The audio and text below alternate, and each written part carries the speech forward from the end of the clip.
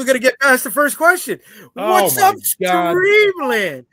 I want to thank everybody for joining me and, my friends to talk about the ins and outs of comic books and the comings and goings of everything else in geek space.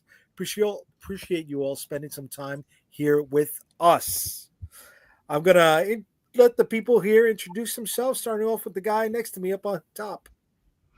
What's up, everybody? I'm JD Calderon, the writer and creator of the Oswald Chronicles, Tall Tales, Dreamweavers, Magi's Grace, and many other things to come. So there you go. All right. Okay. All right. And below him is...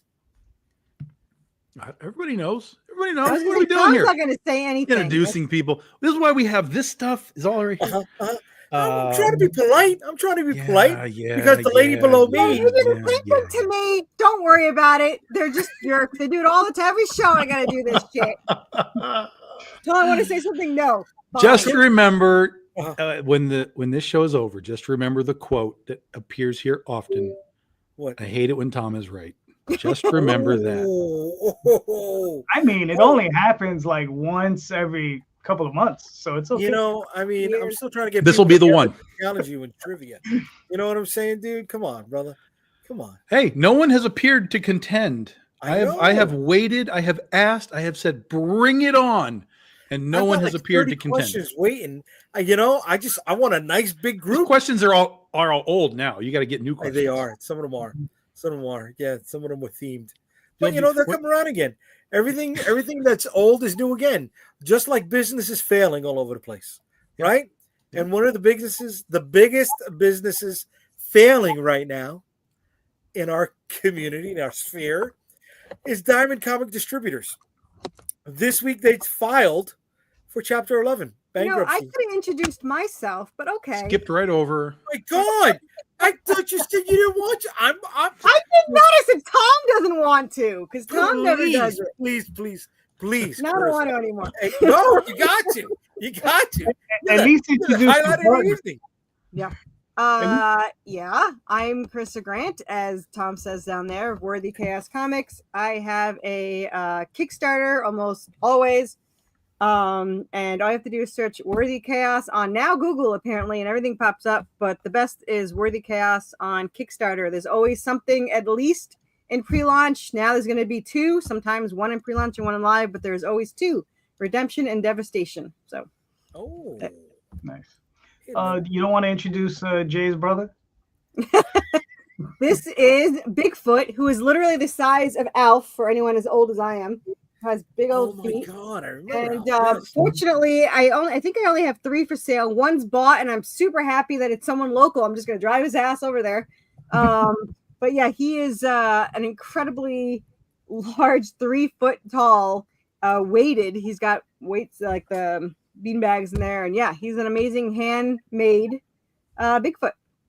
So yeah, and from the same person that's done your previous So I have 2 makers. This is the handmade collectible ones. I also, these are the handmade ones. And then we have the commercial made ones, which are these. So yeah. But I have both. I always have everything. So this is commercial made. Actually, the handmade one is working on, I am starting it's Worthy Chaos Cryptids and Comics, and it's going to be a monthly subscription box of cryptids. Every month they get a new cryptid. So there's going to be several tiers. There's going to be the paper tier, the metal tier with pins and magnets and stuff. There's going to be the 3D printed statues, and there's going to be the mini plushies that are being worked on now. And I have enough cryptids on the list for 4 years, and I have enough made for the first year. So I'm working on it, and I'm getting all my pictures set up already. I have 3 people that want to do it, but I haven't advertised it yet. I'm waiting for my picture of my plushie. You're gonna be doing this monthly? Yeah, they sign up, and then every month I send them a new cryptid. Hold on. I'm sorry. You're gonna do this monthly on top of your 2 different launches, right? A month or every other month, right? So the Kickstarters are every other month. So, but it kind of makes it every month. There's going to be, right now is Devastation's live. And then after it ends, 4 weeks later, redemption. So February 17th. And then when that ends, 4 weeks after that, the next one is. So I do have some space in between. But there's eight Kickstarters this year. Yeah, so I like to torture myself. So, and this is coming from like the laziest person, so it's kind of. You're going to be joining us with the gray hair showing up. Okay, so get ready. Get ready. I'm already ready. All right, and I guess with all of this stuff, you are somebody who definitely does not need Diamond Comic Distributors. I was asked to do Diamond, and I said no. Really? I don't like Diamond. I don't like anything about them. I think you pay to advertise, and then they might pick you, and then I don't really care. I don't care about Diamond. So okay. I used to use Preview when I was a teenager. But I never used anything like to sell or anything. So yeah, no, I have no interest in Diamond. Okay. All right. And I know Tom feels just the opposite of you. He loves Diamond. I know. I could tell by the ears. Yeah. They're all perked up. Guy who voluntarily jumped ship. Yes, but the thing is that I didn't leave Diamond because for any specific these guys are terrible reason. I mean, I left Diamond just to see if there were alternatives to be able to create books and so on, and that's why we did Penny for Your Soul Kickstarter 8 years ago, just to kind of see what would happen. And so that's now been 8 years and we haven't been back to Diamond. Now I'm in Diamond now because of Antarctic Press.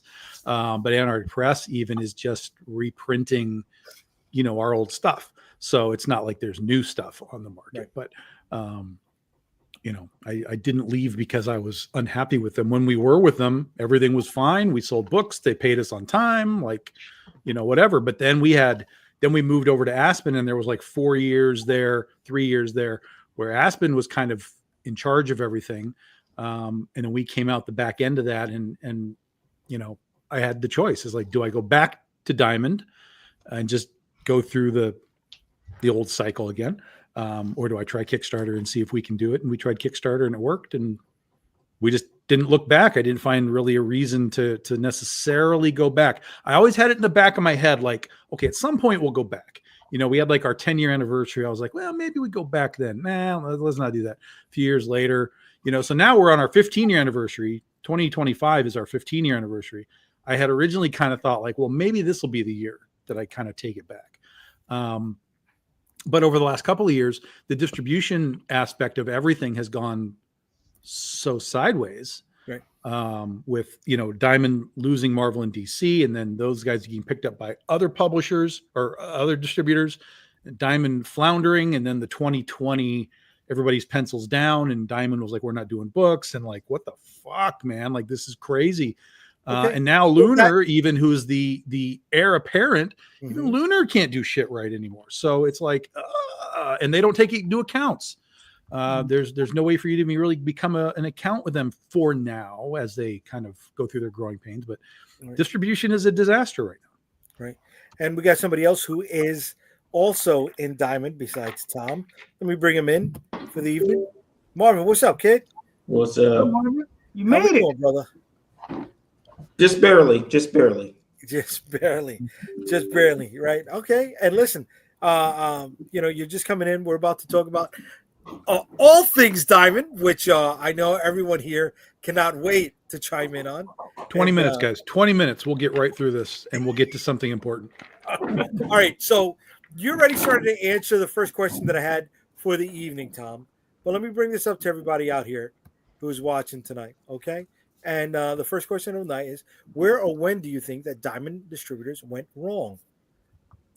Was it pandemic, pre-pandemic? Or was it way back when during the distributor wars and choking pre-pandemic? I mean, it's way pre-pandemic, but the pandemic kind of really put the focus on them. Yeah, yes. The pandemic really just kind of made everybody think go oh shit, this is a fucked up thing. But the thing is it was even before the pandemic. It was way before. Sure. Oh, absolutely. Yeah. No, it's when Capital City and Diamond were both duking it out. Right. Capital City was the last holdout from all the other distributors. And to be honest with you, was it Diamond? It wasn't really Diamond. I said this a couple weeks ago. It was Image. Mm-hmm. Image Comics kind of screwed the pooch.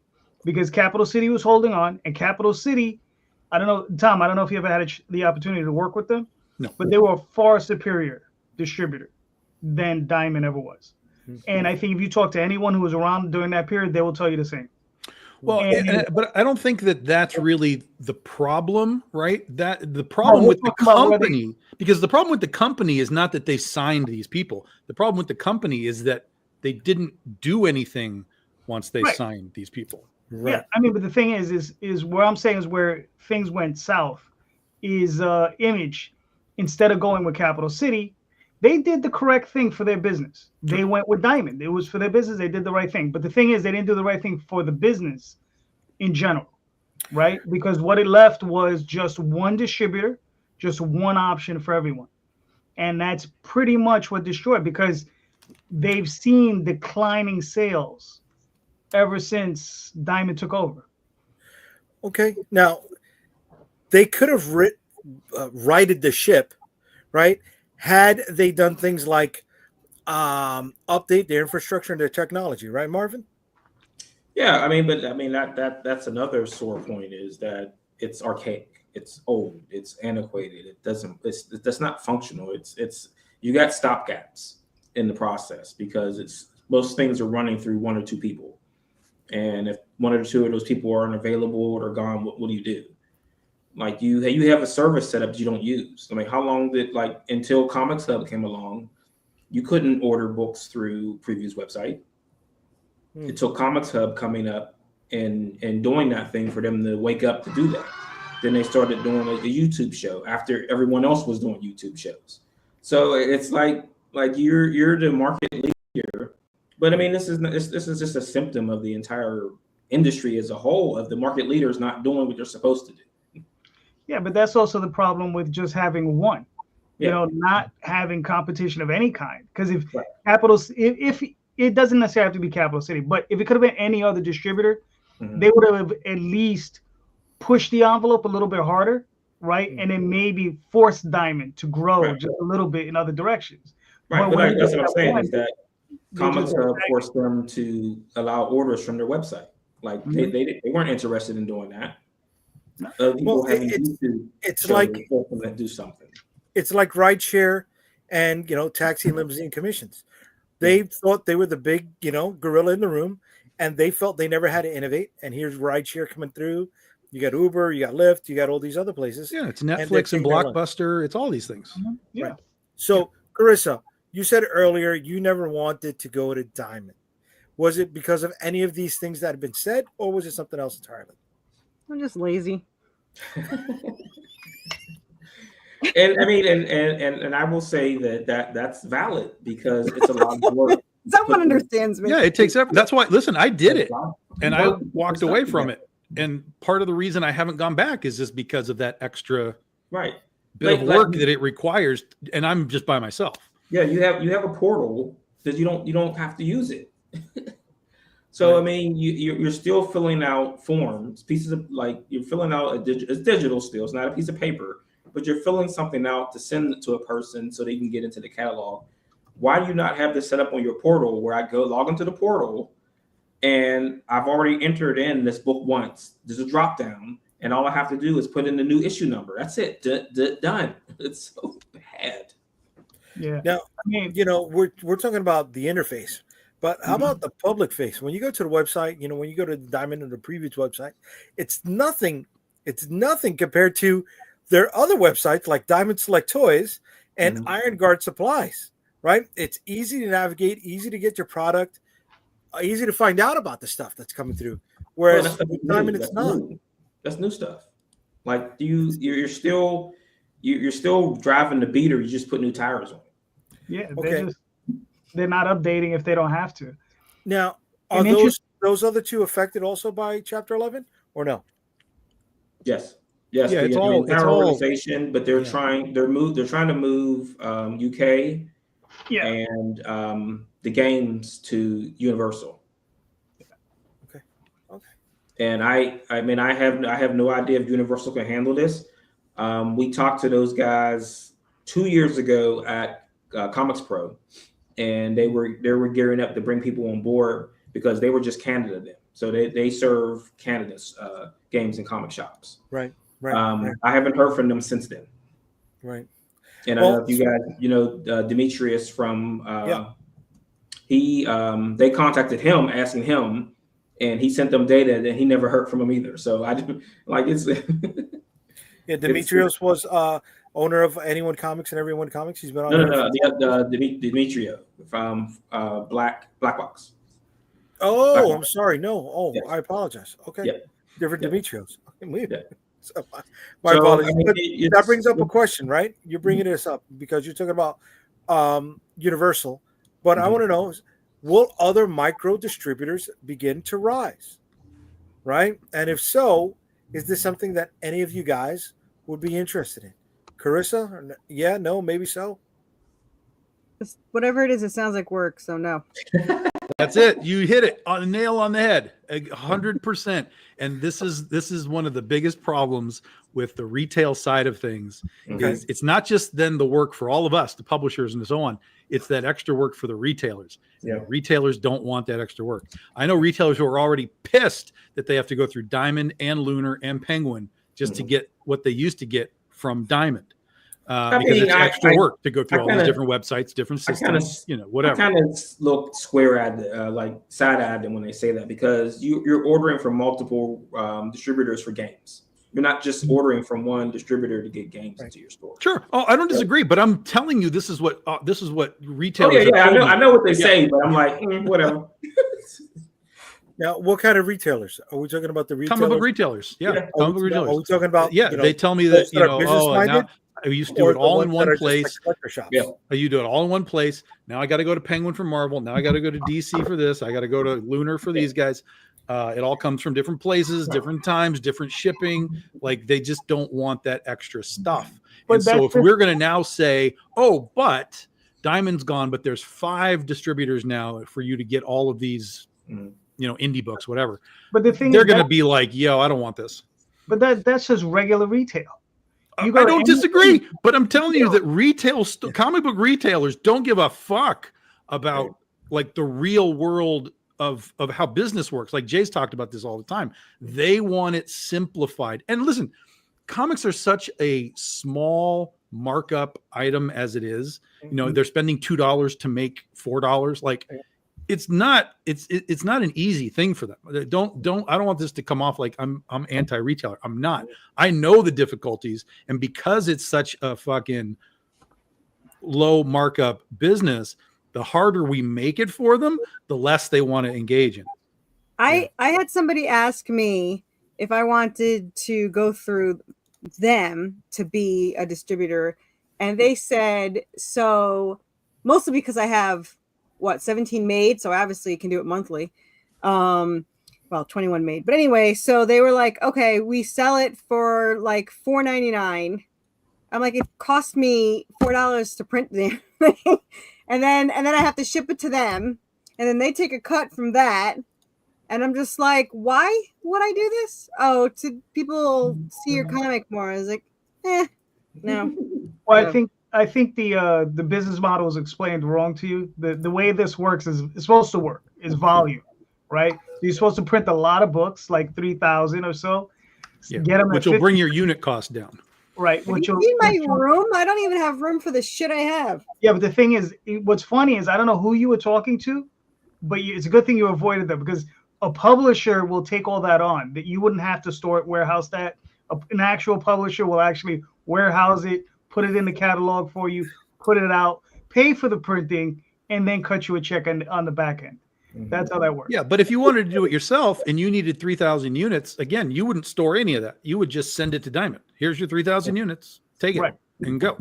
So there's nothing for you to store in that regard. You can overprint and have more, but whatever they tell you, you need to send us 1,500 units. Okay, there's your 1,500 units and you're done. Right. So that's how that works. But if we now have to do that with 5 different publishers, hey, here's a guy in the Northeast and the Southwest and and we have to do that 5 different times and send it to 5 different people, like it starts to become chaos. I mean, but it's still business, right? Of course, this is the business that we chose. But again, we're talking about minuscule amounts of money. I mean, we already have talked about how hard it is, near impossible, to make a dime on Diamond just in general. Here's this goes to all the stores. Everybody can order. It's all in one place. We still make no money. If all of a sudden we're now having to do all of this work 5 different times and we're still making no money, what's the point? Well, I think the big issue right now is exclusivity. The problem is that Diamond, that Marvel and DC are exclusive with whatever distributors they're with, whether it be Penguin or Lunar. And that's the issue, is when back in the day when it was 13, 14, however, God knows how many distributors there were, they all had access to Marvel and DC. So that everybody had their little areas, right? Like we had a distributor out in Hawaii. You had a distributor that covered the Northeast. You had another distributor that covered the South. You had another distributor that covered the I guess, I don't know, the Pacific Northwest, and so on and so forth. And all of them had access. But now, since they're all just in Lunar or these other places, it makes it difficult, right? Because now they're just dealing with a small slice of the industry. And for a micro distributor to come up, the problem with that is that, we've dealt with a few of them where you're doing basically consignment, and consignment doesn't work. You don't make any money, right? Because either the retailer is somebody's going to forget to do something and somebody's not going to pay you. And that's just all that is. That's the one good thing about Diamond, is a pre-order. You get it, boom, here, however many copies it is, they get it, and that's it. You get your money within 30, 60 days, whatever they pay. Right. Well, that has to be the model that someone will have to copy, is that people have to get paid. And if you don't get paid, then there's no point. I might as well just jump in your car and hit the stores yourself. Correct. Yeah. Right. Or you just run a Kickstarter like Chris is doing, right? And she's out here kicking some butt. You wanna tell us very quickly about this there? Because I know you're pressed for time today. Spend a lot of money on a cover and people come. What I've discovered. This is my so pretty much for anyone that doesn't know, I also have Worthy Chaos Redemption. I'm 5 issues ahead. And if you want to know a smart model, it would have been to do 5 Kickstarters and made all my money back and got out of debt. But no, we started a new series, and here is issue 1. So I just like to make things difficult for myself. If you want to play the video, it's only 1 minute, unlike my other ones that are like 20 minutes because there's like 17 freaking issues. But... All right, here we go. You can play 300 times. Not by me.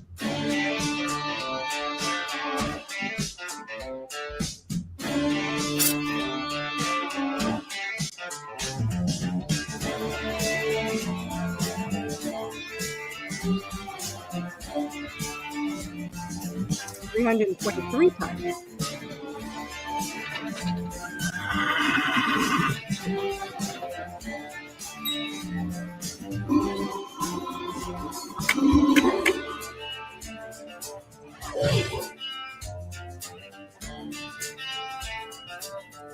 So this series is a little different than the other series. It's all the same characters, but the other one is a horror action, which is pretty much nonstop survival horror, keep going, blah, blah. This is more of a supernatural adventure. They hunt down these cryptids, and they're required to get certain items from them without killing them. So people can do interactive if they want to. You don't have to. It's not choose your own adventures, but people, and I've sold like 15 already, buy a journal. It comes with the pages, like when you're in Supernatural and you're a Supernatural hunter, she's going to be keeping track of the creatures that are in the background and these creatures that they interact with. And if you buy this, the pages are free. And then every single campaign, you get those pages on whatever cryptids are there in that issue for free. As long as you buy the journal one time, and then you back that campaign, you get the pages for free. Or you could buy them later in the add-ons. Yes, that's the cover everybody wants. I don't know why. I have no idea. Yeah, I don't know. The artist there too, guys? He said he adjusted the outfit, and I was like, "What outfit?" But she's gorgeous. If anyone bothers to look above her neck, her face looks gorgeous. But so it's very interactive. And then in issue 2, there's going to be a map. You can keep track of where the cryptids were spotted on the background in the map. And then starting issue 3, she's going to start collecting jars of the ingredients that you could collect along with her, where we have these travel apothecary boxes that'll have space for the journals, the map, and little slots for the ingredients, such as the ground up antler for the Wendigo, or the fur from Bigfoot, or a fang from a werewolf, a claw from Chupacabra. There's 20 ingredients that she has to collect over the time. So here are every single tier comes with the PDF of the issue 1, but it also comes with the PDF for 1 and 2 of Redemption for anyone that wants to read it. I would just do 1, but we all know Anubis is 2, and that's what everyone wants to read. So put 1 and 2, and then everything you see in the tiers is also available and in the add-ons. There's the journal. You see it comes with the 2 pages of the cryptids that are in this, with the Wendigo, Bigfoot. It comes with the sticker and the journal. And the only things that are not available in the add-ons are the very low items or the handmade clay statues, because I only made 1 of each. Actually, it's kind of cool. So I make those, and then it's scanned, and that's where I get the 3D statues. So nice. You know what? I want to be praised. I told Tom this on Monday. I usually have 40 tiers. I only have 27 this time because it's new. So see, I'm doing better. Wait till Streamline. And there's like 1,000 add-ons. But yeah, you could buy the catch-up tiers digital for Redemption and this one, because issue 13 is coming February 17th. You will got to get caught up. Everything is in hand except for the metal tiers. So the regular metals, the black lit, and the glow in the darks. Gotcha. They will all be sent within 3 weeks. Everything else will be sent in 1 week. 2 tiers are already sold out. One's about to be sold out, and another one's like 3 away from being sold out. And then there's Alf. I'm sorry. Yeah, freaking Alf, man. Added this. I literally added this yesterday because somebody wanted it, and then they wound up figuring it out in the add-on. So there you go. And then this one's got like 4 left, I think. Very low tiers. That's my favorite one, is the white to green. I had to learn all about these stupid glow in the dark. So when it's white, it looks like the regular cover, and then it glows in the dark, whatever that color. So it's green, and then there's a blue one. The other ones are actually like pink, and then they glow pink. So gotcha. I'm learning so much. And then these are the handmade clay statues. This one is sold out, and if you keep going, the next one is not. That one's available, and then this one's sold out too, which sold out like immediately. So big. And then there's of course add-ons, because we have 3 coloring books, a 4th one coming February 17th. So you can get 2 of them that are Redemption. You can get this one. You can have the hot chick right there, who, by the way, we are the 3rd most popular creator on Global Comics. It's got 15,000 views. It is literally just for that one view right there. But there you go. You can get the PDFs. The printed one is sold out. So, and then there's the original, and then there's all sorts of stuff. So you can catch up. You can get singles. I did do the new import add-ons. I loved it, though for some reason some of them don't work. I don't know why, but you can get all the metals in there. You can get everyone loves the coins. Yes. I was lazy to do a sticker for everyone, so you could buy a collection of stickers. And then we got the 3 metal pins. We got metal trading cards, which actually sold really well. And these are weird, but I ordered them to cosplay. So I ordered the plastic ones, which is why they're so cheap. And they sent me the very thick glass ones. So I was like, all right. But anyway, she uses them in issue 1 to hold the holy water. So she's a supernatural hunter. There's lots of demons, lots of angels. There's the journal you can get, embroidered bookmark. Somebody asked me today what kind of merch they should buy. And I was like, you're going to have to look at my page. I don't know what to tell you. But yeah. And then, of course, my hardcovers are there. The 3D statues are there. We've got Those are the commercially made plushies from Redemption. These are the handmade plushies from this series. And then there's a couple of there. And there you go. You survived. Shipping stories, the team, and thank you, and your rules. Okay, your risks. Excuse me, the risks. There's no risk. Yes, you got 7 days left. Metal. You got 7 days left. You got over 230 backers. You're over $11,000. You could get some ass, big time. Yes, big time. I already ordered another one of these covers. So you don't need Diamond at all. So you won't be affected. I mean, I'm hoping it'll get more. It has right now project followers. It has 547 followers, 323 video plays that have played about 55% to completion. So that's pretty good. So okay. Yeah. Whatchamacallit. All right, so look, our next question for the night is how will this impact smaller comic publishers? And we see for Carissa, it's really not gonna. But what about the rest of you guys? How's Diamond shutting down? Of course, Carissa is not a publisher. Carissa is a creator. Okay. There's a big difference. Yes, so if the question is how is it going to affect publishers, it's going to destroy them. If the question is how it's going to affect creators, it's going to slow some people down. But I think ultimately the creators will find their way to create, whether it's crowdfunding or whatever it happens to be. But publishers, as we understand them, some of these smaller guys that are already stumbling, it's gonna destroy them. Right. Yeah, I mean they've got no options now because Diamond will survive for 6 months to a year maybe. Yeah, this isn't like the switch is going off tomorrow, but if by the time Diamond is gone, Lunar is not ready to pick it up, it's going to be a big problem. Yeah, but Lunar's not going to take on the amount of publishers that Diamond has anyway, because what's it to them? What do they care? Right. You're gonna have to start calling comic book stores on your own and sending them a PDF of it and go from there. Right. That's a good segue into the show that JD and I do. Yeah. We talk to retailers and they tell you what you need to do, but that's one of the pieces of advice they give us. It's like that's it. Sorry. Yeah, I got told that they're just like you call every one of them or you email them and you send them a PDF. And I thought about doing it really hard, and then I watched TV instead. So here we are. So I've got that list, and this is where it's going to go. Is that I'm probably going to put stuff like shift to something to ICV2 direct, right? Contact the stores and see who's in.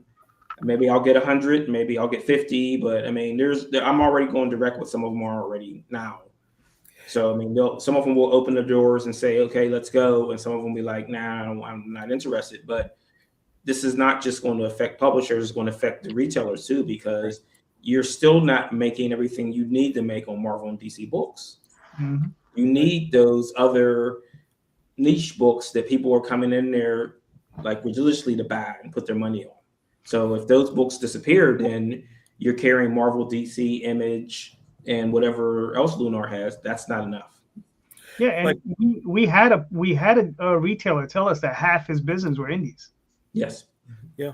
So it's not everyone is just primarily Marvel and DC, right? Especially the way you build up your store, and that's the problem that's happened with Diamond. But just to answer the question, is it going to destroy publisher? Yeah, it probably is. You understand? Depending on the publisher. The thing is, and here's the other thing. What's going to happen to Dave Sim and Jeff Smith and like Terry Moore and Jim Ballant, who are the few independent publishers left? That guys who just do their own books, just do one book. But again, I would classify they are publishers more so than a lot, but they are creators. Oh no, of course. Yeah. So I think that's what I'm saying. Those types, like myself, I'm a creator beyond being a publisher. Yeah, so I think the guys that have that sort of like creator cred as their publisher entity, I think those guys will be in much better shape than just like a scout that just is an umbrella for a bunch of creators. Source Point, those ones. But the thing is, someone like Dave Sim or Terry Moore, they make a lot of money through Diamond. Sure, You know, sure. You know, they have like a legacy in that place. Well, I would think that Lunar would snatch something like that up. Yeah. Probably. What's in it for That wouldn't surprise me. If there's something in it for them, then they'll be interested in it. Do you think any of them are primed to come into the crowdfunding market? Oh yeah, sure. Well, Terry Moore has done it, and so has Dave Sim. And Balin's done I it didn't know too. Dave Sim did. What did he do? Who? He did a Cerebus Yeah, thing? he did Cerebus thing, the Spawn Cerebus book. Yep. Yeah, but unfortunately, he did it through IGG, and I missed it. I was so pissed. Oh, I didn't know that. And Balin does it at least once a year now. Right, and he makes good money on that. So, All right. One of the questions we got coming is, did they distribute manga books? Yes, they did, Sure. dude. Yeah, Yeah, they did. well, they got a huge section in previews for manga. Yeah. So the manga, toys, games. Yeah. Mhm. Yeah. All right. I mean, Now we also we're gonna ask here, will this lead to comic shops closing? I think we touched on it, Definitely. right? Yeah. You know, If they can't get books, we're David already in a Jones- position right now where everything's late, and stores are freaking out. that was prior to the holidays. Of course, Stuff wasn't coming in until Thursday or Friday. I was in a shop on Wednesday, and I'm like, "When are you getting your books?" He goes, "Maybe next week." Yeah, but that's still Yeah. happening. There's Yeah. still Answer. like I saw a post from someone I think this week that they were like, we only have DC this week, and that's all we have. Like what? Yeah, I mean, Right. an interesting stat I heard, I think it was yesterday on another podcast. They were talking about how Diamond had done a study that whenever stores close in an area, right, that doesn't have comic shops, that 85% of that market from that store of those buyers ever seek out another comic shop. Ours closed. Right. Really? One of ours. So only 15%, if a store closes, only 15% of their buyers are going to seek out a new comic shop. Right. So we're losing, potentially hundreds of customers every single time a single store closes. Right, but what I've heard in that instance is that there's no other comic shop within 40 miles of that of the person. Right. Right. But now, we have online services. I mean, Midtown Comics has a huge online service, DCBS, which is another wing of Lunar. Right, but I mean, that's the kind of the fault of the shop too, where they're not saying that, hey, if you still want to get books, go to this website. They're probably not telling them that, and they're probably like, I don't. Where do I go now? I quit. Right. I mean, when people close down, it's painful, and you can imagine it's like all kinds of. Yeah. Do you guys think Midtown Comics giving up the distribution reins hurt the industry or no? No. It probably kicked the shit out of Lunar. Like in a good, like it was good for them and bad for them. It was good in the fact that they wanted the business, and it was bad for them because they didn't have the resources to really pull it off. I mean, they're doing it, but they don't have the resources of taking anybody else. Rob brings up a good point over here. Amazon will curate. They'll curate. Right. Amazon can distribute, but Amazon already destroyed Comixology, so I don't know that we want to put comics in the hands. Let me rephrase this though. All right, and this is something I've brought up multiple times. Amazon and Walmart combined are gearing up to capture 25% of the American dollar in 2025. Who's to say these publishers don't go right to drop ship with Amazon and avoid the entire middleman? That has its own costs as well. It does. They're giving up 33% of cover price as opposed to 60. Well, and I know there's some additional. I've never been through it. I don't know the exact material, but I do know there are other costs. Like there, yes, I know to store the product in an Amazon facility, you're paying storage fees as well, which come out of your bottom line. Things like that. Yes. Like trades, it'll work for trade, but not for single work with trades. Well, the thing is, here's the thing though. You can't even put into Amazon a full barcode. Does anybody know that? I didn't know like that. on a comic book issue, the full barcode, like there's the partial barcode, and then there's the extended that has extra, like the issues built into it. Right. We tried to start selling single issues on Amazon many years ago when I was Jesse James Comics, and they were like, put in your barcode. I'm like, da-da-da-da-da. They're like, that's not a barcode. I'm like, what the fuck are you talking about? It's like right here. It won't take the full barcode. Now they may have changed that recently, but it would not accept that full barcode. We had to actually call them and say, "This is what we're trying to do," and they're like, "Oh, well, let me fix this for you." And I'm like, "You want to do this one by one for thousands of books? Like, what the fuck are you talking about?" So if they haven't changed that, then I don't know how you would even list a comic book, not an ISBN number, but a comic book, barcode thing. I don't know how you would even do it.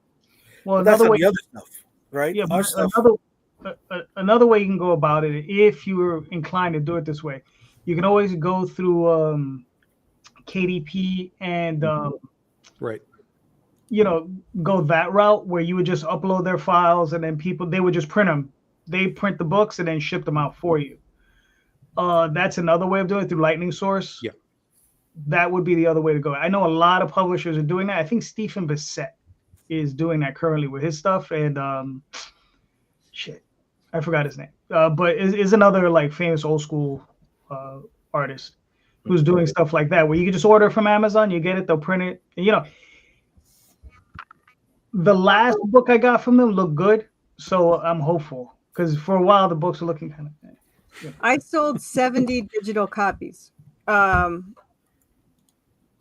sold 70 PDFs of the $5, and then I sold a bunch of the other ones. So digitally, I sell a lot. Digital market gets no bump, David. You know why? Because if we're struggling to create a comic, you're going to struggle to create a digital book. It's as simple as that. And there's no money in digital comics. So unless you're selling thousands upon thousands of digital comics at, $3 or $4 a piece, there's no money in digital comics. So no. Well, Carissa just said right now she made almost $350 in digital on her campaign.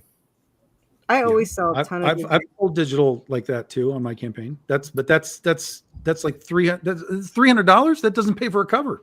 Like, no. I mean, there's no money in digital. There's no money in digital.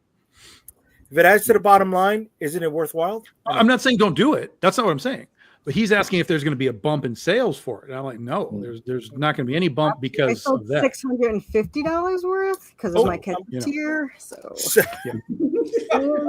I'm just offending Chris the whole night. I feel it's like, you're never coming on my show, motherfucker. I crunched the numbers on my last campaign, and I actually sold $1,600 worth of PDFs. Nice. So it was actually about 25% of the entire campaign. So it was, So I mean, there is some money to be made, but it depends on how you structure it and whatever, So okay. I love the not printing shit. I mean, the ship it. Yeah, I don't. He's like a total minimalist, right? Yeah. When it comes to the book itself, but when it comes to the Alf and the click, she's all in. I am all about the merch, man. And I have some creators hate it. Travis hates plushies, and I'm just like, I have a huge following of my plushies, so yeah, bite me.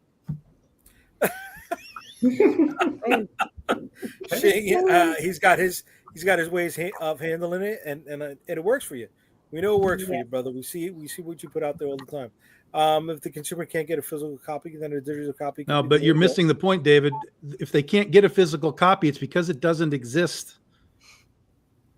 Because the publisher can't make it anymore. This is the point. Like if Diamond is not going to distribute my book, I'm not going to make a book. Because how do I sell it? I have to have an actual selling point. I can't just sell a digital book because there's no money involved in that. That's the thing. It's like if I'm a guy who only sells through Diamond, and Diamond's like, well, we're not doing this anymore, and I can't go to Lunar or Penguin or somebody else to sell my 1,500 units of a book, then which is where I make any sort of money back. Then I can't actually make the book to even turn into digital because I would be hemorrhaging money. If it cost me $5,000 to make a book and I make it and then it's digital only for $4 a copy, I have to sell thousands to make any money on that. So there's absolutely no way to do that. Like none, zero. Well, I mean, I don't know. I think there is a way. I just think it's a way we haven't explored. Because I do talk to people, and there's some people say they make actually a lot of money digitally, but they're using different ways to do it. I mean, they're selling on Amazon digital books. and they're just doing things. They just have a different business model than we do. Now, music is different though, David. And again, those are creators making their own stuff together. I have to pay an artist. I have to pay a colorist. I have to pay a letterer. I have to pay a cover artist. I have to pay these people to do this stuff. Yeah, music but is these guys got to pay. different. They got to pay. Those that do instrument, the background music and stuff like that. The biggest difference with them is you can hear a song over and over and over again, right? You could remix it. You could sell it different ways. And there's You're only going to read a comic. And there's tons of places to get the music. There's not tons of places to get comics. That's correct. But you can remix a comic book many times. This is true. You can. This is true. I know. I've done it. I'm 100%. I agree with you on that. Yep. Yes, Calderon is master of the Criterion collection for his own comic book catalog. Yep. Marvin, let me ask you, brother. I know you always, not always, for the last 2 years, you've been headed out to Comics Pro. Has anything been said about that? And is it going to be in February again this year or not? Yeah, well, it's in California this year, and Jen King said anybody who can get there, make sure you're going to get there. I mean, they're going to have a virtual portion of that. So if you head over to the Comic Pro site, I don't know if they have signups yet for non-retailers yet, but I would suggest, because this is going to be a big topic, and people are going to be figuring things out. Like I said, is that ICV2 is out there. I know that Comics Hub was supposed to have a publisher portal. It's not up, and it hasn't been up. But I know Stu was talking about a publisher portal for Comics Hub where you can market to retailers and the people who go to the shops. Well, they're behind the 8 ball though at this point, right? Because people have to start like Managed Comics. I talked to Managed Comics this last year too about it also, about having a publisher section, and they were talking about, they were batting it back and forth. So I need to get back in touch with them too. So this is the ICV2 Direct Publisher Hub, yes? Yeah. Yes. And right now it has board games, trading card games, comic books, and graphic novels. So if we check out the comic book section, this is how they're breaking it down. All right. Look what's on that top row. Oh, snap.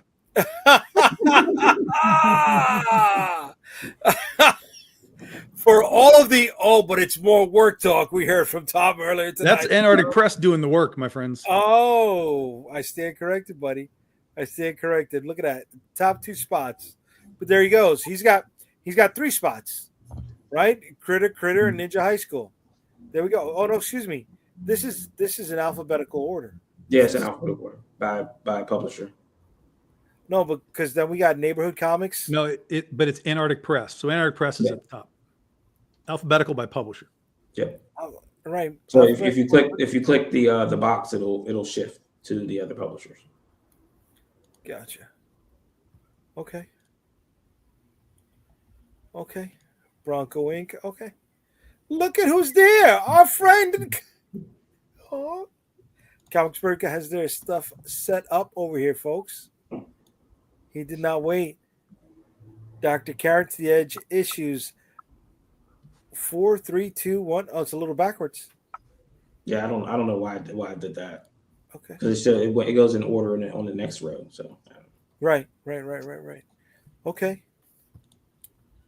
Yeah, so Pro Comics, right? You got, and then they also do product type. They break it down by price point and product tags.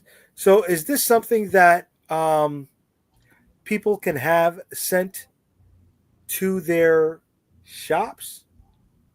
You can share it. So there's like, if you click on anything in that, there's a share option.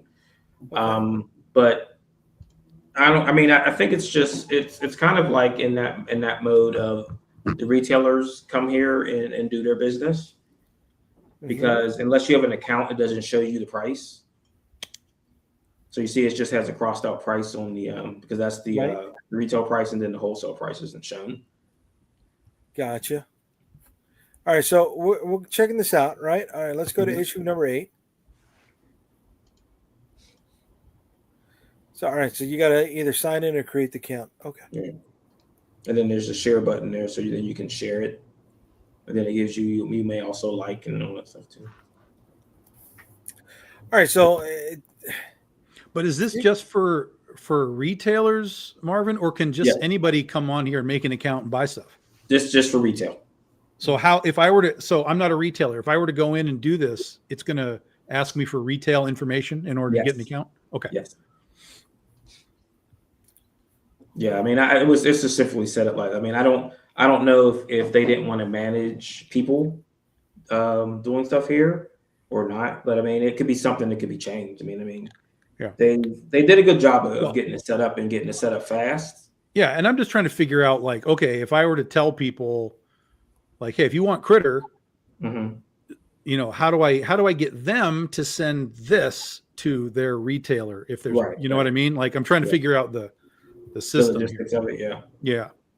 Yeah, that's what I was saying. The share button is probably the easiest way to do it. Yeah, they still got a lot to work out because here we are I'm trying to flip between the two covers and it's only showing me. Yeah, that part doesn't work. They are listed individually, like you can go to the other one, but that's not switching them. Yeah. Right. Don't put it up there if you can't just like port over to the next one. Right. So I mean, what it should do is that once a retailer creates, like I don't even know if retailers are using this at all. Like I asked Ben if he's had any sales here, because I haven't told anybody about it yet. If there's a sector that's like you can say send to the retailer and there's a drop down and it shows you the retailer list. So I mean that's maybe coming soon or something like that. Like I've made some suggestions already to them to kind of get this out. You know, like I said, I don't even know if anyone's using it. Yeah, this would be it's the same thing with Diamond and in their distributor. Do they tell anyone that they exist in order to, you know, generate any sort of movement? Right. But I would also think that whatever's here is the same information that they have on Diamond or Lunar already. So it's another option. But again, I would go back to the retailer and be like, well, why do I need this option when what is here is already available to me through my existing Diamond option or whatever. Now, again, if we're going down the road where Diamond disappears and this is here, that's fine. But for right now, it's like, why would I buy from here versus that? And that's why I was asking if customers could just come on here and buy stuff. Well, this book is in Diamond. So, I mean, that would be something where someone would say, hey, I can get Symphonic from ICV2. Okay. Well, if it's an exclusive thing, then that's for sure something. Yeah. Right. Okay. I mean, to me, it's got a lot of kinks to work out. Yeah, it's still a work in progress, but to me, I thought that the Comics Hub idea was the better one because all that stuff is already in their system. So as a publisher in Comics Hub, you can market to the retailers and to the people who shop at the store because they have all that connected in the Comics Hub. But they've never turned it on. Like was Comics Hub 3 years old? No, 3 or 4 years old. So there's a creator section, a publisher section on there that's not turned on. Over at Comics Hub? Yeah. Right. So it's a pretty standard layout. Right. So right on the top of the banner. Publisher and creator login. Here we go. Right. And they constantly have stuff shifting, but it's like featured products. These things are all 30 years old. Yeah. The fuck are we talking about here? Yeah. Spawn 18. I mean, I know Spawn 18. We can go out to the store and buy 100 of them in bulk, but I don't know how that's at the top of the list. Right. So if someone can figure out a way to have that. Everyone in the same section, in the same thing, like Comics Hub if they had the creators, publisher, retailers sections all intermingling together, that kind of solves the problem, kind of. But someone has to say, turn it on and let people know that it's available because you've got retailers logging in here, you've got customers logging in. You got the whole ecosystem in one place. Yeah, but it doesn't look easy to navigate.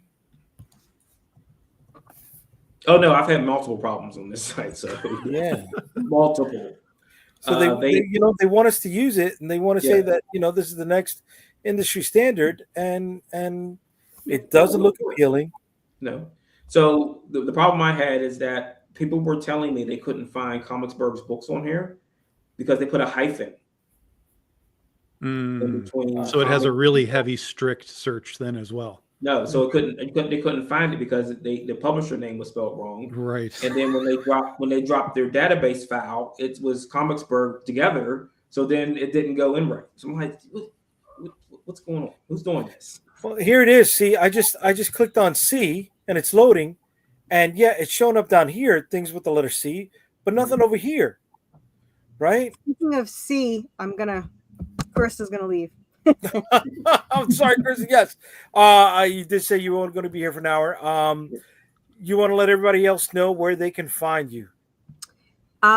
Sure. I am wherever there's chaos. So just search Worthy Chaos and I show up. We have a Facebook group. We have a business page that I don't think I even care about. There's Kickstarter. There's YouTube. We have a show that Tom's stuck doing for the rest of his life on Mondays, and that's pretty much it. So, yeah, just search Worthy Chaos on Google or Kickstarter, and you'll find me. So, okay. Thanks for hanging out with us tonight, Carissa. All right. Thanks. Oh, and we're live until Friday, next Friday, the 24th.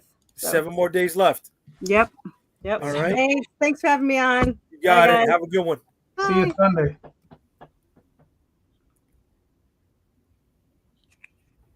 All right, so then we got people chiming in over here.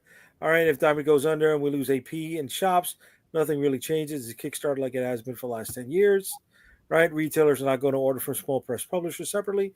They will not want 20 different invoices, right? We spoke about that. And what we see is an influx of small publishers flood Kickstarter and Image. Yes, I'm worried about stuff like that. Yeah. And then Whitefire says that the search section can be fixed. Okay, yeah, can be fixed. So yeah, I mean, if even like you saying that retailers don't want to deal with invoices from 20 different publishers, like JD and I will attest to say they do, but they want to do it on their own terms. They don't want you throwing everything at them. They don't want anything X-rated or perverted or just weird that they can't sell. So like they'll do it. They just want to do it the way they want to do it, and everybody's not going to get into that game. Like Jim King keeps telling people, like you have to build relationships, and that's all we've done is build relationships. Right. So, I mean, I'm confident I'll get 100 stores. It's not a lot, but I mean, it's what we'll get. Right, but I mean, at least with 100 stores, that's a base. Yeah. You know what I mean? Then eventually it'll be 110, then 120, and so on and so forth. Mm-hmm. But I mean, But here's the problem, though, is maintaining that many relationships is a pain in the ass. Yeah. That's a full-time job. Like that's like, you know. Well, I just won't come on this show anymore. That'll save me time, right? Yeah, we work direct with stores for our entire existence. So I'm not saying that they don't do it, but it's a small percentage that are willing to do it. Right. And then, like we just said, like each one is going to have their own individual way of wanting to do it, and so on and so on. So if you're just one person or two people trying to, run this and try and like, okay, we got 100 stores. What are they buying? Like 3 copies each? Like, what are we talking about? I mean, it has to be a significant purchase, I think, is sort of the key, right? And I don't know what your orders are. I mean, tell me if I'm wrong, but a lot of times I would assume that most stores are going to be like, yeah, give me like 5 of that and 5 of that. And if it's 100 stores, you've sold 500 copies.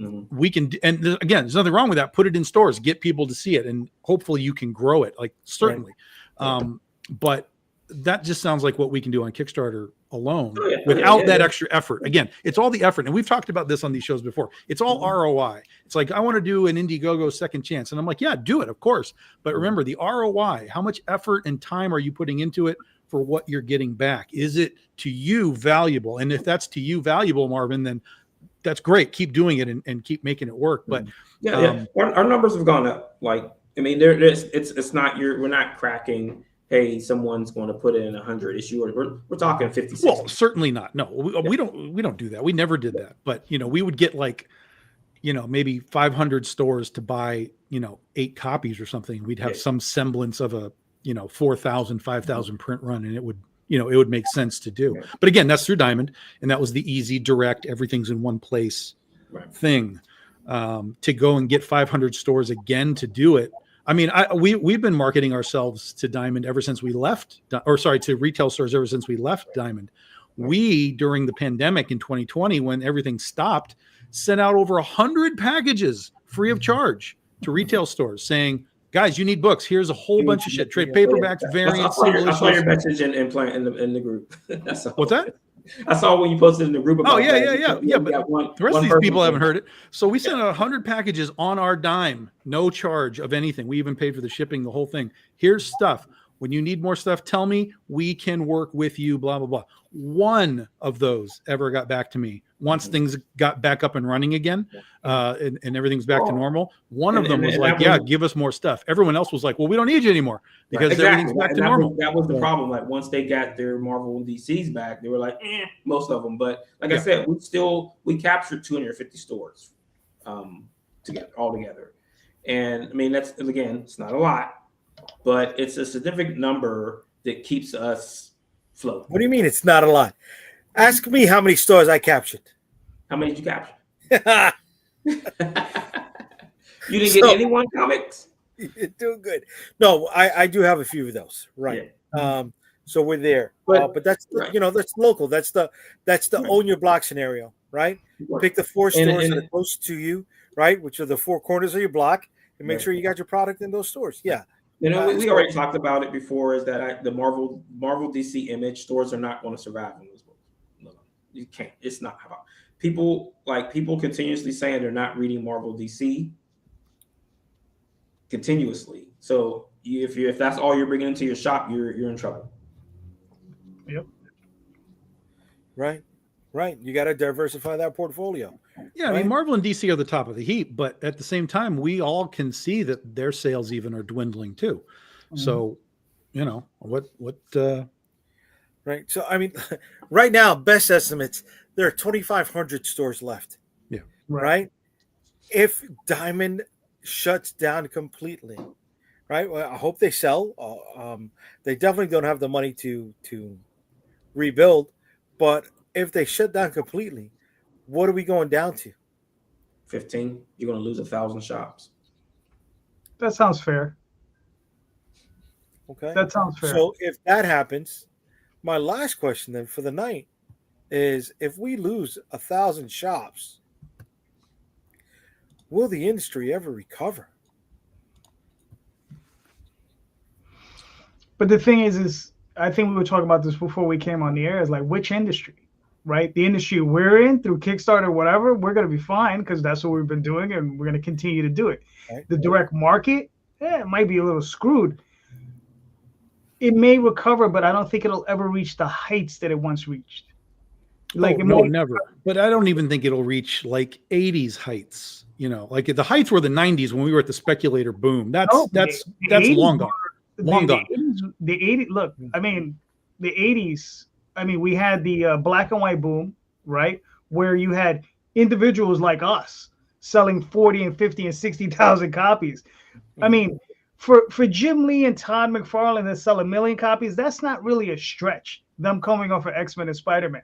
But for one of us to come out of the gate, brand new, nobody knows who the hell we are, and we sell 40,000 copies or something, that's a stretch in any market. So, I mean, and I'm talking about us. Like, forget those guys. I don't think we'll see those. I don't think we'll see those halcyon days ever again, unfortunately. Right, but then somebody bought up cons. You're going to have downstream effects on that because people who are affording those cons and having multiple tables at their shows are comic dealers. If they don't have comics to sell, they're not going to go. Yeah, well, they're selling Marvel and DC though at those shows primarily. But they're selling old books, so eventually, they're recycling the old books. Yeah. So you're just recycling books over. Like eventually, that's gonna turn it in on itself. They're selling the collection of the guy that bought from them last year, this year. That's right. There's only so much saturation of selling old issues. Listen, I'm going to say something that's really weird. This shit is not hard to find. Mm-hmm. If you want it, it's out there. You may have to pay a little bit of money, but it's out there. It's not hard to find. And at some point you reach a saturation point with back issues where everybody's kind of got what they want. And you need the new stuff to generate an interest in more back stock. So that's not to say back issues will like collapse or anything, but you'll see prices come down a little bit because everybody's got Wolverine 181 or Hulk 181. You know, I've got it. Well, instead of 10,000, now it's 8,000. You know, whatever. Right. But then the other point of that is that if there's less dealers at the shows, what happens with the shows? They're going to raise their prices. So then you're going to lock creators out because they can't afford it. Yeah. Everything is going to go downstream. But the thing is all right. Here's the big problem with comic book conventions is that they've been taken over by corporations, whether it be Repop or what's the other big one that's out of Canada. The guy that took over Boston. Which one? Fan Expo. Fan Expo. All they've done is raise prices every year. Every year. There's a new one. Fan X is a new one. Yeah, it happens there. Even C2E2 has now bumped their prices again. And the thing is, I've heard from other people saying like, okay, like they went to a zine show and that zine show had $50 tables. And then like 2 months later, there's a comic book show in the same spot and there's $300 tables. I was like, what the hell is that? Right? Overhead. It's just their overhead is ridiculous. Well, it's overhead, but also some of that overhead is like, well, we're bringing in the cast of The Office. That's your overhead. The overhead is the Chevy Chase and people they bring to these shows. That's your overhead. Yeah. Well, Chevy Chase at Comic-Con? He's at Steel City almost every year. Oh wow. Oh, that's funny. Really, I didn't know that. Does he live there? No. Oh, okay. That show that they bring people from out of state, and when they have multiple stars in the city, they can bring into that show every year. Mm-hmm. They've got like the cast of what show is it? The Office. Hold on. Pull up Larry's thing again. All right. So look, everyone's milking the same cow. The cow will run out of milk. That's right. Then we drink the blood. Damn it. That's what's left. Yeah, but see that doesn't even make any sense because this has what he just said has nothing to do with comics. It has to do with entertainment across the board, movies, TV, everything is sucking the teat of entertainment. So, you know, what comics has to do though, is comics has to become entertainment again. As of now, for a long time, it has just become sort of a collectible.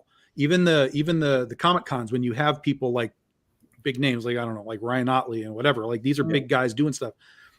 It's still not really an event. It's still designed to sell a collectible. It's not entertainment. Comics used to be entertaining. People used to talk about stories of comics and things like that. And we don't, and they still do, but not as much, but we see that more in the movie and TV side of things. They talk about the entertainment of The Boys. They talk about the entertainment of Marvel movies and whatever. Because those things are 4 quadrants. That's right. And we're not. Yeah. So we have to find a way to make Comic Cons specifically entertainment. We have so many eyeballs at those cons, even if they're there to go see the Karate Kid people. We have their eyeballs as they're walking down the aisle to go see the Karate Kid people. Mm-hmm. So we have to figure out a way to make the comics an entertainment value to to the general public. We can figure out how to make it, but we can't figure out how to get it out there to the greater public. The marketing side of comics is what's missing. Yeah. Right. All right. So here in New York, in Westchester, where the X-Men are based, the X-Men 97 cartoon was on Airbnb. Through Airbnb, you can sleep at the X Mansion. They had a whole thing set up. It looked great. It looked like it was illustrated. Right out of the cartoon. I didn't find out about it. I didn't find out about it until the last 3 days that it was going on. Right? Where were you promoting it?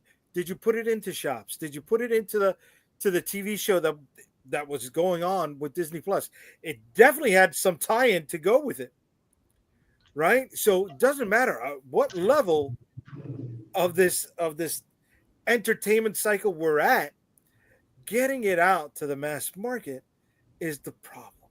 Yeah. And then there are some guys that are really good at promoting comics, but all they do is promote the top tier. All they do is promote Todd McFarlane and, Jim Lee and whatever. And obviously that's what's going to draw views, but those guys have such huge followings that if they were to ever be like, well, let's talk to Tom about Big Dog Inc. because it's his 15-year anniversary, it would put me in front of eyeballs that, have been watching for Todd McFarlane and Rob Liefeld and Jim Lee and whatever. It would suddenly be like this door would fly open. And this guy who promotes comics, that's what he does. I promote comics. Talk to some of these talk to Aspen and talk to Zenoscope and talk to some of these other guys and bring awareness that there are other things that exist besides what everybody already knows. Yeah. But the problem is that the market is crowded, especially our end. You know what I mean? I mean, there's a lot of independent publishers or creators, however you want to phrase it. I mean, right now there's, I think earlier today I checked, there's 156 campaigns on Kickstarter, right? Mm-hmm. Which is kind of light, but it's very light. But it's going to jump up to 200 something. It's going to jump up to 300 at some point. And that's every month, right? Like, I mean, it's crazy. If you think about it, I mean, how many individual campaigns? But again, that's no different than the streaming wars on Hulu and Max and Netflix and whatever. There's a glut of entertainment everywhere you go. Yeah. But so it's not a comic book problem. It's just how do you promote yourself to rise above that problem, which none of us really have the answer to. Right. Or at least I don't. I'll tell you that I don't. No, I mean, we have the answer. We just don't have the money to implement it, right? A few months back, Marvin and Tom, you guys and me, we were talking about things like Fortnite and how my nephew knew Galactus because he showed up in one of the things on Fortnite. And one of you guys mentioned, you can pay to have your stuff in there as a skin, but it was like upwards of 5 figures. Do we have that? Right? And if we do have that, are we ready to capitalize on an activation like that and bring it back? Right. No. Right. Because unfortunately, we all know comics are expensive, really expensive, and it's going to require someone with ridiculous sums of money to rescue it, and someone who cares. And I think that's the problem with Diamond is like, with all the independents that are left, like, if someone comes over to take it, they have to understand that, the margins are going to be tight. There's not going to be tons of money in it. And it's going to be more of a labor of love than it is of finance, right? Because, the guys over at Diamond are used to making money. Right. They've been, Steve Jeppy is, in the hundreds of millions of dollars, I'm sure. Yeah. Oh, sure. Yeah, he bought the freaking Baltimore Orioles. Right. So he's in the hundred. If not at the... Yeah, he's a part owner, but he's a part owner of the Baltimore Orioles. Yeah. Okay. Yeah, but even then, that probably still cost him $50 million. Of course. I mean, even just a partial owner. But I mean, so he may be even a billionaire at this point. So, a small ball with guys like us, that's going to be a stretch. When you got guys like that in there, we need people in there who are going to want to do it for the love of what they're doing, make some money, obviously, but. They're talking about tens of millions of dollars. Okay, I want to spitball here for a second, right? I want to throw spaghetti at the wall. I'm going to go back to this Amazon thing first for a moment, right? With Amazon, the comments or the reviews really help to push that algorithm. Right. Because there's a void right there with our product. Could we go in and each one of us puts a review or comment in each other one's book? Sure, we can. Elevate us. There've been people doing that for years. So why aren't you doing it? Because I don't like you. Well, you can put that in the comment and then give it 5 stars. I don't like you, 5 stars. That's a fun. That's worst book ever. 5 stars. I don't even know why I clicked on this link. 5 stars. but here's the thing about that is that how many times have you seen me post in the group saying that if we all were to do all this stuff together, it would work, and people will do it for 2 weeks, and then everybody's like, meh. Yeah, right. It's the consistency of it, as with anything. Yeah, sure. Yeah, right. But you saw when I posted on was that Tuesday about Diamond, that was my most liked post in the last 6 months. Yeah, what you have to do is whenever you posted something to Amazon, you would have to send out an email saying, activate everybody. I need you to click this link and give this a 5-star review. Just go. Yeah. And hopefully if you send out 1,000 emails, you get a couple hundred that are willing to give you a 5-star review. But that's a one-time thing, right? No, you do it every time you post something on Amazon. Right. And then hopefully you get it, that pushes you into the algorithm where other people find you and you get real, you know. Well, there used to be a website for that where you would like create a campaign with a link, and then you would get people to sign up for it, and then on a certain time, a certain day, it would email everyone and say, "Now, time to do what you signed up to do." I think it doesn't exist anymore, though.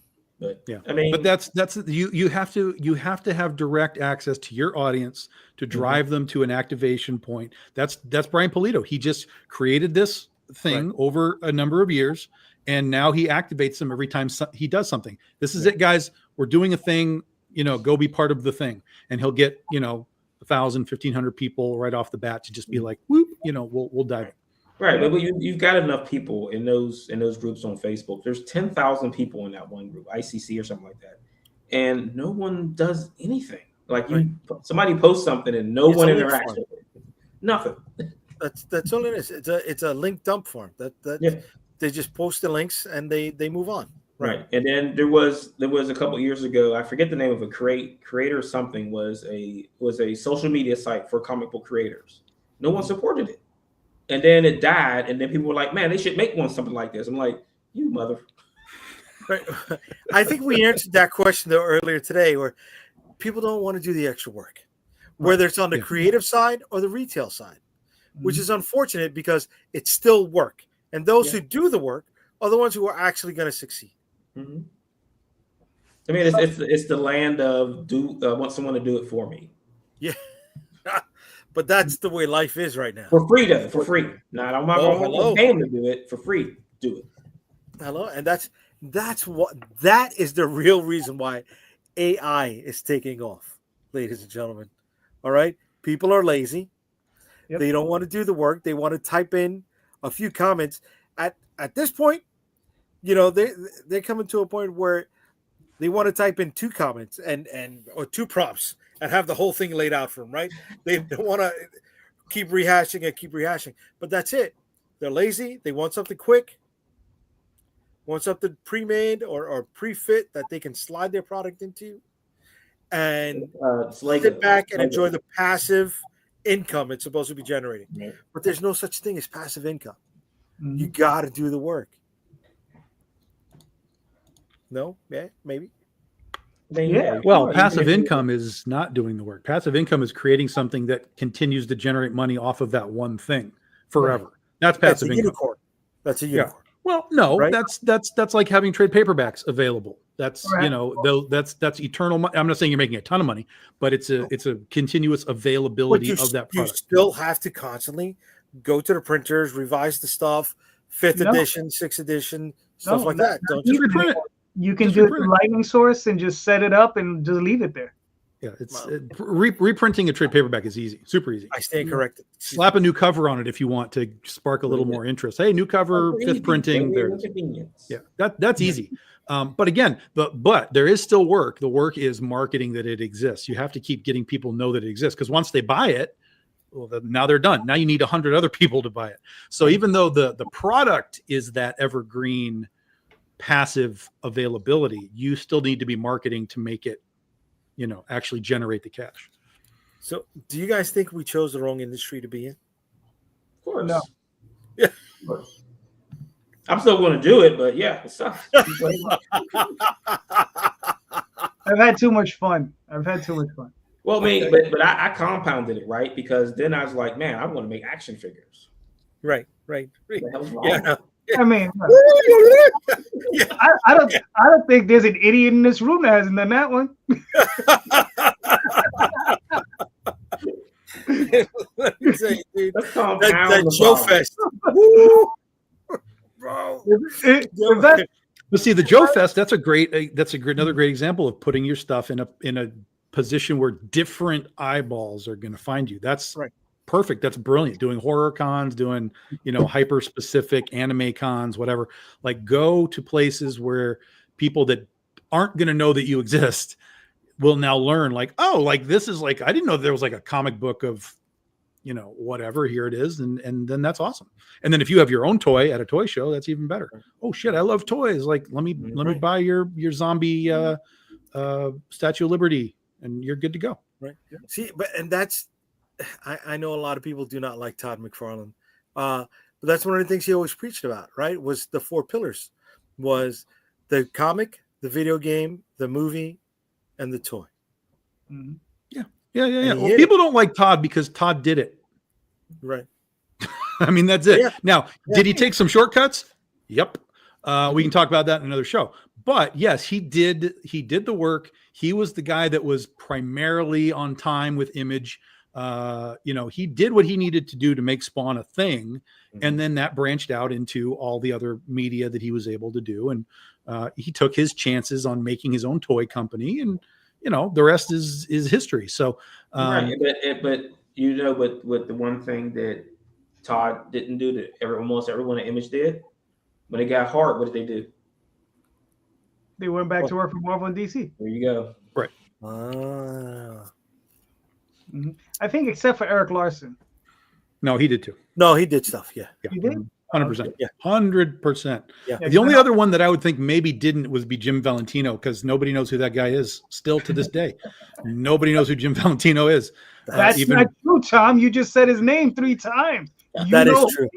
Okay, I know, but I know you guys don't know. Oh, I know. Yeah. So. That hurts me, dude.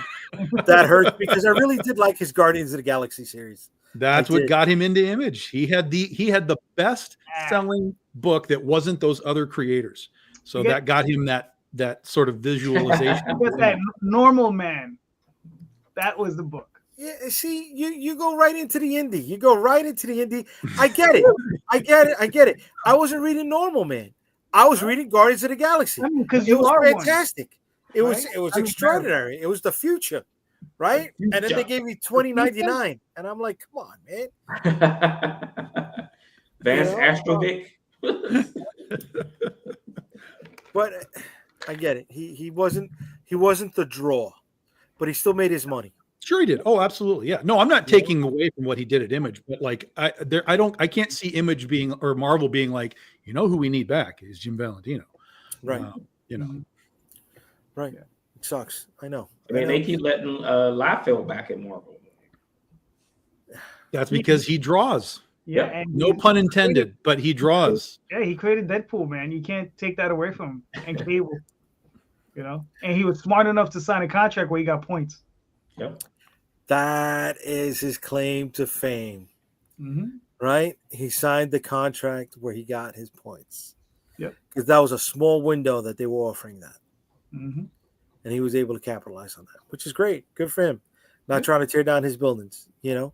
I don't buy his books, but we go from there. No. I don't buy his toys either. I mean, there's nothing appealing about the toys that he's pulling out right now. It's not.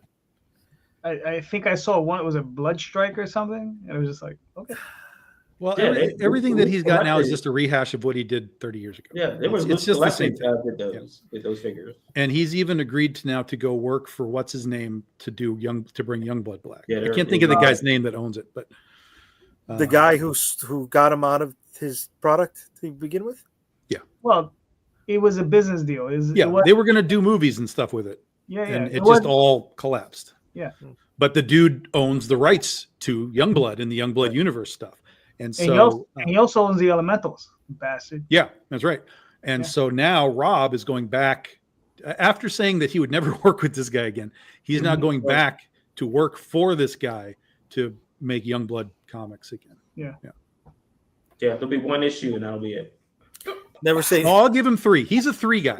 He's a 3 guy. He'll give you 3, and then he's out. It's like he did 3 issues of The Infinite with Robert Kirkman, and then Kirkman was like, you know what, we should get you an inker so we can move faster. And he was like, fuck you, and I'm out. Really? He'll do 3. He did 3 issues of what was it called? The Legend for Archie Comics. I think it was called The Legend or something like that. He did 3 issues there, and then they published a cover for issue 4 that had some sort of a spoiler on it. And he was like, fuck you, I'm out. So he does 3. He's a 3 guy. He'll give you 3. Marvel, he'll give you a whole thing because he makes money, but Everybody else, he'll give you 3. Well, speaking of 3s, this is our third half hour that we are completing. We're wrapping this up. We did an hour and a half tonight. I want to thank you guys for hanging out with me. We're not gonna run till midnight? No, we're not gonna run till midnight. I love how you say that. One day I'm gonna be ready. I'm gonna take you up, you and Tom, because Tom has dropped that a few times also. Be like, let's go. Let's go. I got the coffee and I got the snacks ready. So be prepared for that day, folks. All right. The surprise 3-hour show. But we did an hour and a This half. was just chapter 1. I wanna thank everybody for chiming in on the comments, for those that were with us on Instagram, on YouTube, and on Facebook. I appreciate the time you gave us. Thank you for hanging out with us. I hope you are here again with us next week. Who knows what we'll talk about? All right. Before we get out of here, Tom, let everybody know where they can find you. BigDogInc.com. Follow us on the Facebooks and all those things. That's where we're at. We're launching Critter a week from tomorrow. So we'll be at Comics and More in Madison Heights. We're doing a special launch party at the comic store down there with Chris Brown. Nice. Nice. Marvin, where can they find you, brother? TheEdgeComic.com and ComicsBird.com. All the links to the socials are there. All right. Cool, brother. Cool. Calderon, where can they find you? TheOswaldChronicles.com, TallTalesOnline.com, DreamOverPress.com, and this Sunday night with just about everybody here except Marvin. So, You didn't invite Marvin? That's ridiculous. Next time. Sorry, Marvin. You're Sorry. such a guy. He'll message me like, you want to be on the show like every 6 months. Oh my God. Well, wait, you got your own private time with him though, right? Well, we got I swing in for a cameo every once in a while. Yeah, every now and again. Sorry about that. I'll get you. We got a packed show this Sunday. I got 8 people on. So holy crap! Let's see if everyone makes it. Yeah. Is that on purpose or did you fuck up? I fucked up. Okay.